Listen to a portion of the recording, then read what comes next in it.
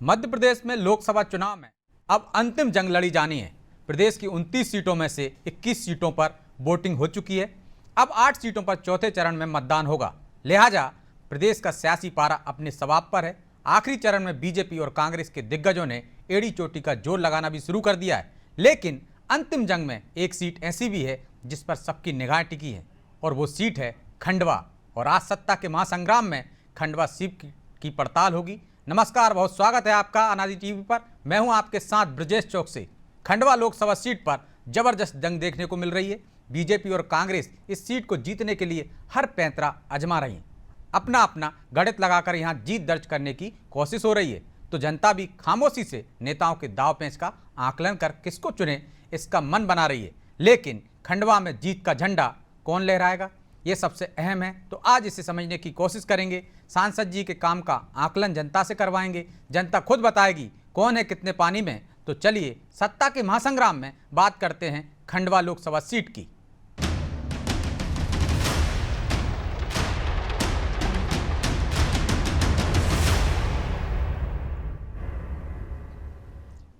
मध्य प्रदेश की राजनीति में खंडवा लोकसभा सीट का अपना अलग ही स्थान है। निमाड़ आंचल की ये सीट महत्वपूर्ण सीटों में शामिल है।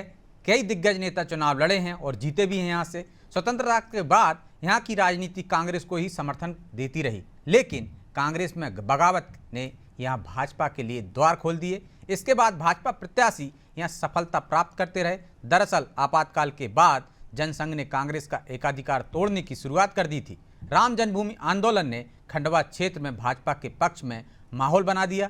1989 में कांग्रेस के कद्दावर नेता शिव कुमार सिंह बागी हो गए और उनके निर्दलीय चुनाव लड़ने से कांग्रेस के वोट बढ़ गए। इसका फायदा भाजपा प्रत्याशी अमृतलाल तारवाला को मिला और खंडवा में पहली बार कमल खिला। इसके बाद तो ये क्षेत्र बीजेपी का गढ़ बन गया। 9 लोकसभा चुनाव में से 7 बार यहाँ भाजपा उम्मीदवारों को सफलता मिली। इसमें से भी निमाड़ के खेवैये कहलाने वाले बीजेपी के पूर्व प्रदेश अध्यक्ष नंद कुमार सिंह चौहान ने 6 चुनाव जीते। उन्होंने यहाँ कांग्रेस को हाशिए पर ला दिया। लेकिन 2021 में नंद कुमार सिंह चौहान का निधन हो गया। हालांकि इसके बाद हुए उपचुनाव में भी भाजपा ने अपना कब्जा बरकरार रखा। इतना ही नहीं, भाजपा के पूर्व राष्ट्रीय अध्यक्ष कुशबाऊ ठाकरे और कांग्रेस के प्रदेश अध्यक्ष रहे अरुण यादव भी खंडवा सीट का प्रतिनिधित्व कर चुके हैं। इस सीट पर चुनावी मुकाबले इतने दिलचस्प होते थे कि चुनाव प्रचार के लिए कांग्रेस और भाजपा के कई दिग्गज खंडवा जरूर पहुंचते थे। इनमें पूर्व प्रधानमंत्री इंदिरा गांधी, राजीव गांधी, तो भाजपा के पितृ पुरुष पंडित दीनदयाल उपाध्याय, अटल बिहारी वाजपेयी और लाल कृष्ण आडवाणी के नाम प्रमुख हैं। और इस बार का रण भी काफ़ी रोचक है। बीजेपी ने फिर ज्ञानेश्वर पाटिल को उम्मीदवार बनाया है, जिनका मुकाबला कांग्रेस के नरेंद्र पटेल से होगा। हालांकि इस बार कौन किस पर भारी पड़ेगा, जनता के मन में क्या है, इसे समझने की कोशिश करते हैं। उसी चर्चा के लिए हमारे साथ जुड़ गए हैं हमारे संवाददाता नेपानगर से विक्रम हैं, बीजेपी प्रवक्ता गोविंद मालू हैं, जगजीत सिंह जौली हैं जो कांग्रेस नेता हैं, ललित उपमन्यु हमारे इंदौर ब्यूरो हेड और हमारे साथ ही मनोज वर्मा। आप सभी का बहुत बहुत स्वागत है। ललित जी, शुरुआत आपसे ही करते हैं। खंडवा में क्या देख रहे हैं आप? इस बार जिस तरह से कहा जा रहा था कि अरुण यादव मैदान में उतरेंगे, लेकिन वो नहीं है। पार्टी ने उन पर दाव नहीं चला। नंद कुमार सिंह चौहान भी मैदान में नहीं है, हालांकि उपचुनाव में भी नहीं थे और उसके बाद वहाँ पे ज्ञानेश्वर पाटिल जीत गए थे। क्या आपको लगता है कि खंडवा में इस बार कुछ अलग होगा या बीजेपी वहाँ पर अपना कब्जा बरकरार रखेगी? देखिए, ताज़ा जो हालात है उसमें मुझे तो नहीं लगता कि बहुत ज़्यादा कोई बदलाव की गुंजाइश है। उसकी बहुत सारी वजह हैं। एक तो खंडवा लोकसभा सीट की आबो हवा पे हम थोड़ा नज़र डालें। ये जो लोकसभा सीट है ये 3-4 जिलों को छू के निकलती है। देवास जिला, खरगोन जिला, बुरहानपुर जिला और खंडवा जिला। और ये सारे जिले कालांतर में पिछले कई सालों से बीजेपी का गढ़ बन गए।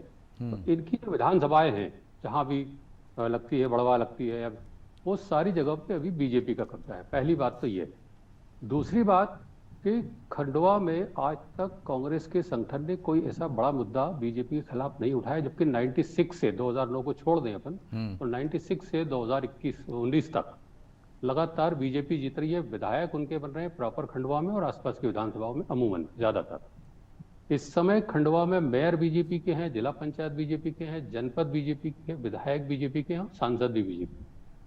इसके बावजूद कांग्रेस के पास इन पे सवाल खड़ा करने का किसी भी प्लेटफॉर्म पे कोई ऐसा मुझे अभी तक सुनाई नहीं आया। जबकि लेकिन ललित जी, क्या वजह रही कि कांग्रेस यहाँ लगातार कमजोर होती रही?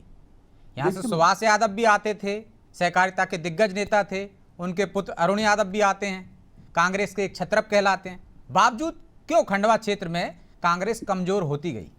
देखिए, मेरा मानना यह है कि कोई भी दल हो, कांग्रेस हो, बीजेपी हो या कोई भी दल हो, जब तक आप जमीन पे संगठन मजबूत नहीं करेंगे तब तक आप ऊपर उसका नतीजा नहीं पा सकते। और जमीन पे संगठन का मतलब होता है पार्षद आपके हों, जिला पंचायत के सदस्य आपके हों, जो आपका वोट विधायक में कन्वर्ट करते हैं और विधायक अपना वोट सांसद में कन्वर्ट करता है। लेकिन जब आपकी जड़ें कमजोर है, आपके 20 साल से आपका मेयर नहीं बन पा रहा है, आपकी जिला पंचायत, यही लोग जमीन पे काम करते हैं, इन्हीं का रोजाना का पब्लिक से टच होता है और यही अपने वोट को आगे बढ़ाते हैं। तो आपके पास जमीन पे संगठन की कमी है, ऐसा मुझे लगता है कांग्रेस का। ये उसकी कमजोरी सबसे बड़ी पिछले 8-10 सालों में उभरी है।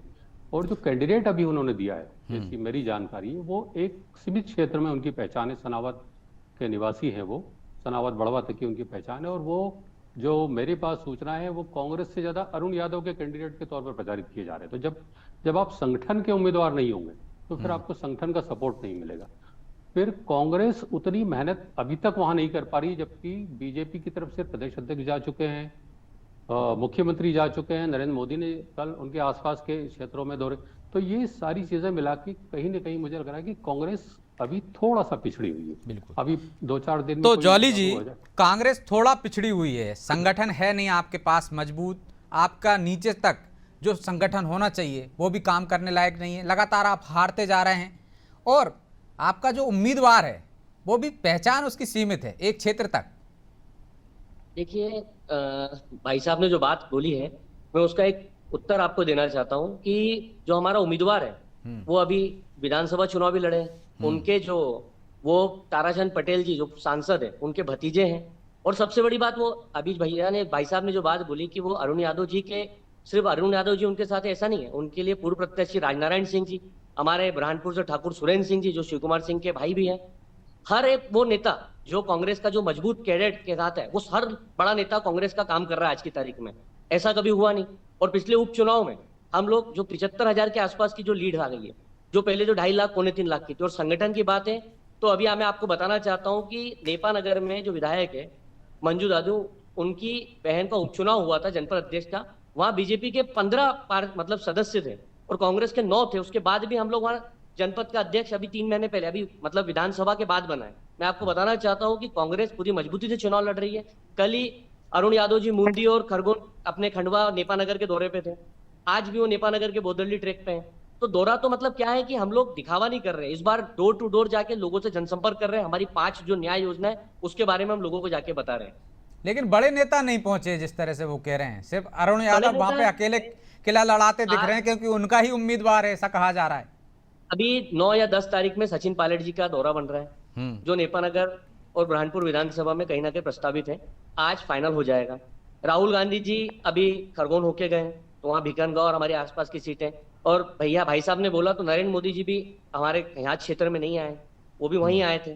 तो जब चल रहा है और यहाँ door to door Arun Yadav ji खुद लगे, खुद प्रदेश रहे हैं और वो खुद इतने बड़े नेता है और वो खुद प्रचार डोर टू डोर जाके हर जनसंपर्क कर रहे हैं, तो उसका फायदा मिल रहा है। और पूरी की पूरी पार्टी एकजुट है। राजनारायण सिंह जी मानदाता का काम कर रहे हैं, उधर मानदाता खंडवा का बेल्ट वो संभाल रहे हैं, झूमा सोलंकी जी भिकनगांव वाला बेल्ट संभाल रही है। तो क्या है कि कांग्रेस जमीन पे काम कर रही है और इस बार आपको खुद देखेंगे कि आप इस बार कुछ परिवर्तन होगा। ठीक है, तो मालू जी इस बार परिवर्तन होगा। 2.5 लाख से आपको 75,000 पे ला दिया, लीड आपकी कम कर दी उपचुनाव में, और अब जमीन पर काम कर रही है कांग्रेस। इस बार पाला उनके पास जा सकता है। पहले पुलाव पकाने में तो कोई आपत्ति नहीं है और कांग्रेस का इसमें महारत हासिल है। जब तक जमीन पर आप नहीं दिखेंगे, विधानसभा चुनाव में क्या शुरू हुआ, उसमें ही खुश है कि 75,000 की लीड कम हो गई उपचुनाव में। अभी हर चुनाव अलग मुद्दों पर, अलग बात पर, अलग उसकी कैरेक्टरिस्टिक्स होते हैं, उस पर लड़ा जाता है। लेकिन हमारा उम्मीदवार, भारतीय जनता पार्टी का उम्मीदवार और कार्यकर्ता और संगठन लगातार सतत जनता के संपर्क में, मतदाताओं के संपर्क में, हमने जो काम किए वो जनता तक पहुंचा रहे हैं और गरीब कल्याण की जो योजनाएं हैं वो वहां पर बहुत कारगर ढंग से लागू हुई है। इन सबके परिणाम स्वरूप हम ये चुनाव पिछले जो खंडवा में 2019 में हुआ था, जब नंदू भैया थे, उससे भी ज्यादा बड़े अंतर से हम जीतेंगे, क्योंकि जनता का अद्भुत प्रतिसाद हमें प्रदेश की सरकार की योजनाओं की सफलता, केंद्र सरकार की योजनाओं की सफलता और सतत संपर्क और सतत सतत संवाद, हमारे बूथ के कार्यकर्ता लगातार उसके वहां पर अलग अलग, जहां पर बूथ को कम वोट मिले वहां पर कैसे बढ़ाए जाएं, कैसे बढ़ेंगे, कैसे वहां पर क्या कमी रह गई, उसकी जो कवायद हमने लगातार की अभ्यास किया है, उसका परिणाम आएगा जब परिणाम आएंगे तब। लेकिन अभी जैसा कि कांग्रेस का है, कांग्रेस के पास कोई संगठन नहीं है। एक फ्रेंचाइजी एक एक जिले की बांट दी, प्रदेश की बांट दी राहुल गांधी ने जीतू पटवारी को, उन्होंने अलग अलग जगह पर 4-5 ठेकेदार उनको दे दिया। अब वो उनका उम्मीदवार, वो जाने, बाकी कुछ नहीं। अभी अलग अलग क्षेत्रों में जहां पर चुनाव हो गए वहां पर वो उनका काम खत्म, वो कहीं और कहीं घूमने चले गए। जो जहां पर चुनाव लड़ रहा है, जिसने टिकट दिलाया उसकी जिम्मेदारी। भारतीय जनता पार्टी कांग्रेस में यही अंतर है, हमारे यहाँ पर उम्मीदवार कार्यकर्ताओं में से चुना जाता है और कार्यकर्ता उसके लिए काम करता है। व्यक्तिवाद नहीं है, परिवारवाद नहीं है, वंशवाद नहीं है, काम और कार्य। तो जाली जी, ठेके पे चल रही है, फ्रेंचाइजी दे दी है कांग्रेस की। जो नेता देखिए- चुनाव लड़ चुका होता है, चाहे उनका इशारा कमलनाथ की तरफ हो या अन्य बड़े नेताओं की तरफ, वो घूमने फिरने निकल जाता है, दूसरे के क्षेत्र में नहीं जाता है। ये हालात हैं आपके, ऐसे में कैसे आप मुकाबला ये गलत करेंगे, बात है। कैसे सीट छीनेंगे? मुझे एक बात बताइए, मैं भाई साहब से जानकारी चाहता हूं कि आप ये बताइए कि आपके 20 साल 25 साल से आपके सांसद रहे, 5 साल अरुण यादव के समय में या खंडवा संसदीय क्षेत्र में सेल्दा पावर प्लांट, मुंडी पावर प्लांट, नेपा नगर को 1200 करोड़ रुपए दिए, ताप्ती मिल को 200 करोड़ रुपए दिए। मैं आपको ये छोटी छोटी बात बता रहा हूँ। इनके सांसद से नेपा नगर विधानसभा में जो 40 साल से ट्रेनें चल रही थी, वो जो कोरोना के समय बंद हुई, वो चालू नहीं हुई। रोजगार के मामले में या उद्योग के मामले में सांसद जी ने नेपा नगर या हमारे खंडवा संसदीय क्षेत्र में कौन से काम करिए, बताइए मुझे, आप पता करिए। वो कह रहे हैं ना, कोई एक बड़ा प्रधानमंत्री उद्योग आवास है, नल जल योजना है, आयुष्मान उद्योग की कार्ड बात कर योजना रहा हूं है, भाई जो सीधे बेनिफिट दे रही हैं। नल जल योजना की बात करें तो यहाँ देखिए, अब आधी जगह पे क्या हाल है, खंडवा में आज देख लीजिए, नल जल योजना का काम चल रहा है, वहाँ पानी तक नहीं आता है। स्थिति क्या है? नेपा नगर क्षेत्र की क्या हाल है? बुरहानपुर के क्या हाल है? अभी आप देखिए, आज से 4 दिन पहले 150 से 200 बच्चे बीमार हो गए। खुद अभी अमला और नगर पालिका, नगर निगम की बात करें तो नगर निगम, नगर पालिकाओं में पैसा नहीं है। मध्य प्रदेश सरकार के हाल क्या है आप खुद देखिए। 4,15,000 करोड़ के आज इतनी चीजें हैं, तो आप बता नहीं सकता हूं मैं आपको। आप पूछिए गोविंद जी से कि क्या स्थिति चल रही है। नगर पालिका, नगर निगम में पैसा नहीं है लोगों के पास सैलरी बांटने के लिए। हमारी नगर पालिका नेपा नगर में अभी हमारे कांग्रेस की सरकार बनी है, वहां भी वही स्थिति है। नगर तो आप निगमों कह रहे में हैं ये जो हाल है। भी नेपा नगर में या खंडवा क्षेत्र में विकास हुए, उद्योग लगे, वो कांग्रेस शासन में लगे उन 5 बिल्कुल। साल में जब अरुण यादव रहे। बिल्कुल, देखिए नेपा मिल नेहरू जी के समय लगी थी। आप ये देखिए, शुगर फैक्ट्री जो बुरहानपुर क्षेत्र में लगी है, वो नेहरू जी के समय हमारे शिव कुमार सिंह ने लगाई थी। आप ये देखिए, उसके बाद सेल्दा पावर प्लांट हो, मुंडी पावर प्लांट हो, ये सब कांग्रेस की देन है। आप ये बताइए कि सांसद जी ने या फिर भी आप हारने लगे लगातार। देखिए, वो चीज हम मानते हैं कि हम लोग हारे, कहीं ना कहीं कुछ कमी रही होगी। अब उस कमियों का तो हमने वो एनालाइज कमी भी करा तो है, कुछ हमारे पता सभी होंगी की- ना जॉली जी, कमियां कमी तो- पता चल गई, देखिए- उनका सुधार कर लिया क्या आपने? बिल्कुल, आपने देखिए क्या सुधार कमियां तो थी चालू और है। क्या सुधार किए? देखिए, संगठन पे बूथ स्तर पे कांग्रेस काम कर रही है। हर वो कार्यकर्ता को एक एक जवाबदारी दी जा रही है, प्रभारी बने हुए हैं, और जो हम बूथ लेवल पे काम कर रहे हैं। और हमारा खुद के जो बड़े नेता है, वो खुद जाके डोर टू डोर जाके जनसंपर्क कर रहे हैं, लोगों से मिल रहे हैं, छोटी छोटी मीटिंगें कर रहे हैं, और लोगों को हमारी 5 न्याय योजना के बारे में बता रहे हैं, जो और सरकार आने उपचुनाव पे में तो हम बड़े लोग- नेता ही झगड़ रहे थे आपके। एक देखिए, कह रहे अभी थे तो सब टिकट नहीं साथ दिया हैं। मुझे, मैंने फसल बोई, काट के कोई और ले गया। अभी तो सब साथ है और पार्टी का काम कर रहे हैं, और सभी लोग साथ हैं। ऐसा तो नहीं ऊपर ही ऊपर साथ हो, अंदर नहीं, बत्ती दे रहे हो। बिल्कुल सब जमीन, ऐसा कुछ भी नहीं है। सब लोग जमीन पे काम कर रहे हैं, और सभी लोग लगे हुए एकजुटता से काम कर रहे हैं। ठीक है, और यही मालू नरेश जी पटेल छोटा सा को- जवाब दीजिए। वो कह रहे हैं कि सारे उद्योग जो लगे हैं, जो भी काम हुए उस क्षेत्र में, वो कांग्रेस शासन काल में हुए।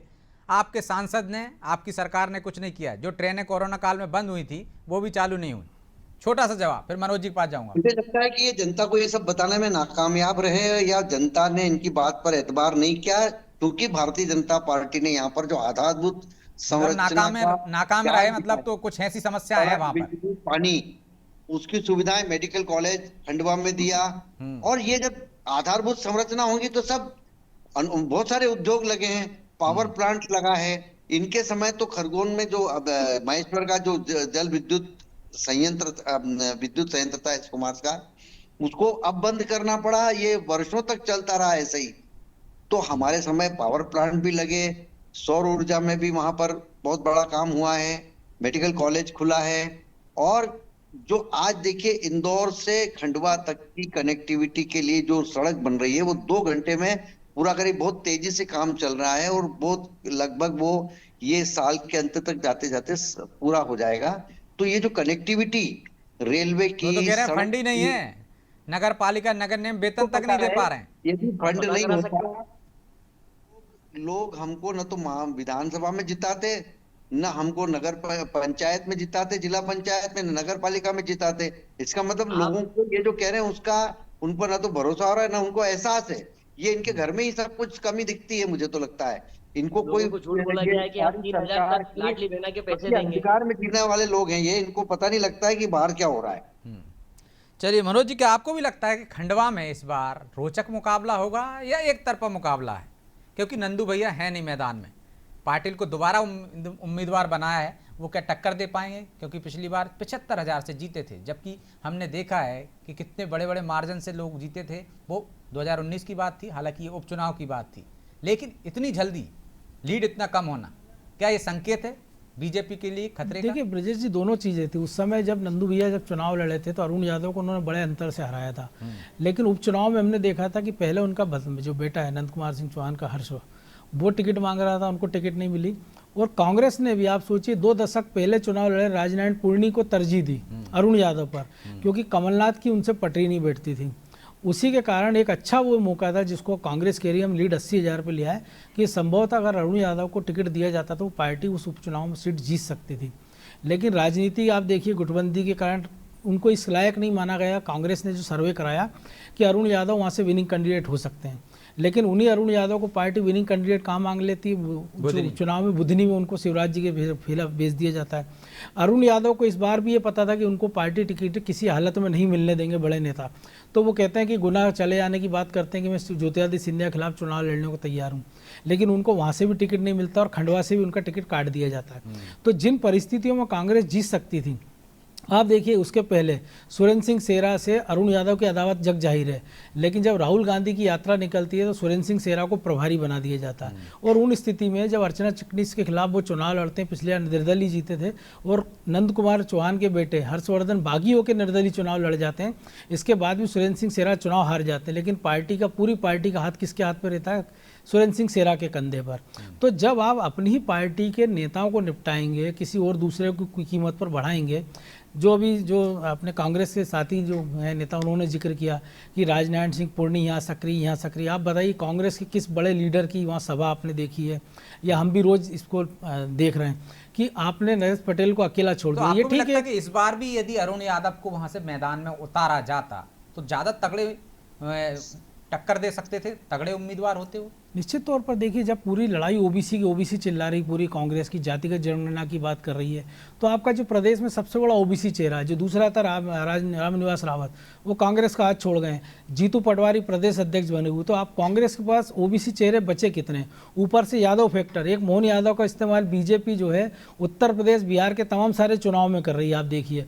और मध्य प्रदेश में क्या हालत है? उस गुना में जहाँ वो लड़ना चाह रहे थे वहां भी कांग्रेस नहीं, लेकिन कांग्रेस तो उस गुना संसदीय क्षेत्र में जहाँ यादव वोटर 2.5 लाख से ज्यादा हैं, वहां भी अरुण यादव का उतना अच्छा इस्तेमाल नहीं कर रही। तो इसका मतलब साफ है ना कि आप एक लीडरशिप को खत्म करने का प्रयास में जुटे हो, ना कि आपकी ये चिंता कि आपको सीट कैसे जीती जाए। तो जाली जी, इसका भी असर नजर आएगा वहां पे। एक लीडर को खत्म करने का प्रयास हो रहा है, वो तगड़े उम्मीदवार हो सकते थे, उन्हें मैदान में नहीं उतारा, टिकट मांगते रहे कि गुना में ही लड़ा दीजिए, गुना में भी उनका सदुपयोग नहीं किया जा रहा है।